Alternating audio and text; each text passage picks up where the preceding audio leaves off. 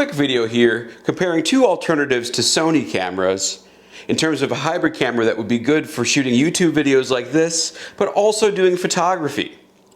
S5iiX, Fujifilm X-H2s, XSSX.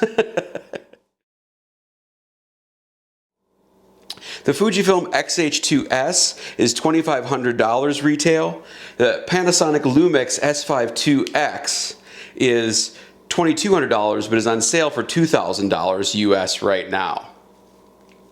So for me, the question I'm asking is the Fuji, which is an APS-C camera, worth $500 more than the Panasonic S5iiX? So what are the differentiating factors between these two cameras? Why should you choose one over the other? At first I was thinking about size and weight, but in reality, as you can see, these camera bodies are awfully similar in size. The X-H2s is a tiny little bit smaller, but it's about the same weight, and depending on the lens, this Fuji camera might be heavier. Just by way of example, with these two kit lenses on, the S5iiX, and again, this is the kit lens that comes out of the box, whereas this is a nicer zoom lens, but the 24-70 on this is a monster. But right now, this setup is lighter than this by quite a bit. So that's not really something that I would say differentiates the two cameras. They're kind of on par. In terms of build quality, I think the X-H2s feels just a little bit better. In terms of button layouts and usability in terms of the hardware, very similar cameras here. The biggest difference is that Fuji only has a D-pad, whereas Panasonic has a wheel back here as well as a D-pad functionality. But both have joysticks, both have dedicated ISO and exposure compensation dials, or white balance in the Fujifilm. Neither has push-in spinny wheels like the Fuji X-T5, unfortunately. The S5iiX has an internal fan. The X-H2s, you have to screw the fan onto the back. There's screw holes back here, and there's an external fan you can screw in there to cool it.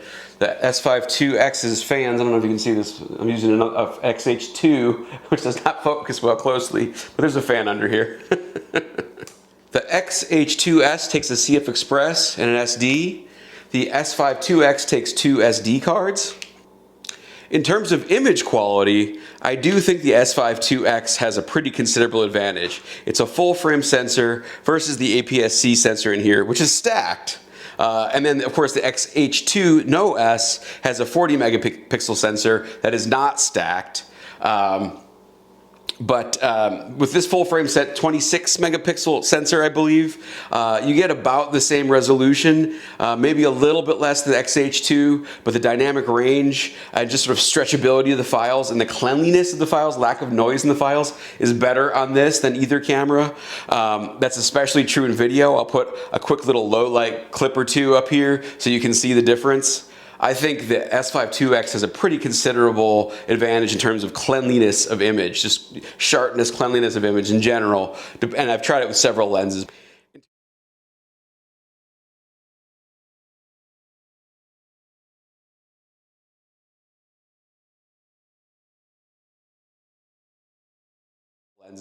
In terms of usability and customizability, it's very close. The S5iiX is a little bit more customizable, where you can program a button or a setting in here, and you might have one or two options of how that setting is displayed. This will have 3 or 4 different ways to modify that same setting. So a little bit more usable, a little bit better laid out, the menu's a little clearer. But I would say in terms of shooting experience, when we're talking about usability, the Fuji has the edge. Just some little things, and I'll make a whole video about things that Panasonic could fix in terms of software and usability, especially in photography. But just a couple examples are that, the X-H2s, when you turn the camera, all the numbers and letters here switch down here, and it shifts when you're shooting vertically. That makes shooting vertically much easier, much more enjoyable. On this, they stay at the bottom, so you got to look like this to read the numbers and letters here. Another thing that drives me nuts about this camera is every time you plug in a microphone, even if you're in photo mode, it turns on the mic levels. And then when you take the microphone off, the mic levels just stay on. And so you've got mic levels going while you're trying to shoot pictures. Whereas here, you know, when you put it in video mode, you see the mic levels. When you take it out of video mode, you stop seeing the mic levels. Just a couple examples. Oh, another big one is highlight blinkies. You ain't got them in here. You don't have zebras. That drives me nuts in terms of photography. This has highlight blinkies like Leica cameras. I don't understand why every manufacturer doesn't have highlight blinkies. Also zebras. So they're big advantage. Another feature I should have mentioned is image stabilization. Even though the S5iiX is full frame, it's a little bit better. Panasonic and Olympus rule this roost of image stabilization. So another point in S5iiX's favor. Both shoot open gate, 6K or so, open gate, ProRes RAW, Blackmagic RAW. So codec wise, probably a wash. This might have more codecs, but in terms of codecs you might actually use, probably a wash. Both do open gate, but this is an APS-C sensor. This is a full frame sensor, so you're getting more screen real estate with this guy. One big thing I forgot is autofocus. The S5iiX and the X-H2s both have phase detect autofocus, but the autofocus of the S5iiX, especially in video, is much better. It also has many more autofocus features where you can move a focus point from one object to another in the frame. So that may be a big deciding point. The cheaper camera has the better autofocus. Also, the S5iiX has much better video recording software features like waveforms and shutter angle. A lot of those things are in Fuji cameras now with the GFX 100 II. So Fuji really needs to trickle those features down. But as things stand right now, the X-H2 line does not have these features and the S5iiX does. That's another big difference. So in summary, I would love to hear from you. What do you think about these two cameras? What am I missing? Which one is better? Which one do you use?